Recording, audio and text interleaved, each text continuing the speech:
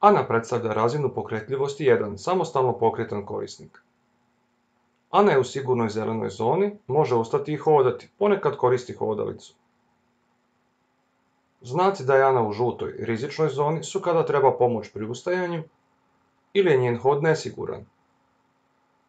Morate obratiti pozornost i na Aninu i na vašu sigurnost.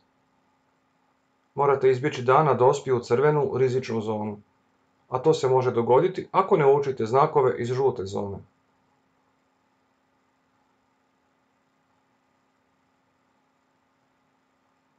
Znaci crvene zone su da Ana treba pomoć pri ustajanju i da ne može zadržati ravnotežu stojeći i može pasti. U toj situaciji rizik od ozljeda na radu je povećan i morate obratiti dodatnu pozornost i na Anu i na vas.